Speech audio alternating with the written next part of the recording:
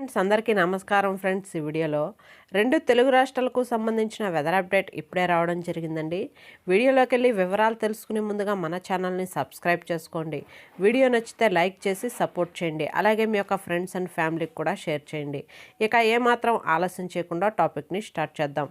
రాగల 2 గంటల్లో ఆంధ్రప్రదేశ్లో వర్షాలు కురిసే అవకాశం ఉందని వాతావరణ శాఖ అంచనా వేస్తుంది.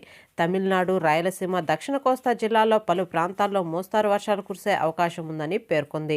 అందువల్ల ప్రజలు ఈ విషయాన్ని గుర్తుపెట్టుకోవాలని తెలిపింది. దక్షిణ శ్రీలంక నుండి నైరుతి బంగాళాఖాతం మీదుగా ద్రోణి కొనసాగుతుందని, దీని ప్రభావం వల్ల రాయలసీమ, దక్షిణ కోస్తా జిల్లాల్లో పలుచోట్ల ఇవాళ రేపు అక్కడక్కడ తేలికపాటి నుండి మోస్తారు వర్షాలు, కొన్ని జిల్లాల్లో భారీ వర్షాలు కురిసే అవకాశం ఉందని వాతావరణ శాఖ పేర్కొంది.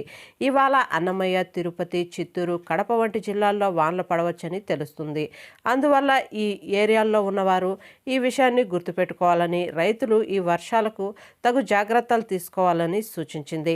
అలాగే తెలంగాణకు సంబంధించి కనుక చూసుకున్నట్లయితే తెలంగాణ రాష్ట్ర వ్యాప్తంగా చలి తీవ్రత అధికంగా ఉంటుందని, కాబట్టి ఈ వర్ష సూచనతో కొన్ని జిల్లాల్లో చిరుజల్లులు పడే అవకాశం ఉందని వాతావరణ శాఖ తెలిపింది. మరికొన్ని జిల్లాల్లో అధికమైనటువంటి మంచు కురిసే అవకాశం ఉందని, ప్రజలు అప్రమత్తంగా ఉండాలని, దీర్ఘకాలపు వ్యాధులు ఉన్నవారు తగు జాగ్రత్తలు తీసుకోవాలని సూచించింది. ఓకే ఫ్రెండ్స్, చూసారు కదా రెండు తెలుగు రాష్ట్రాలకు సంబంధించిన వెదర్ అప్డేట్. వీడియో నచ్చితే లైక్ చేయండి, మన ఛానల్ని సబ్స్క్రైబ్ చేసుకోండి. Thank you.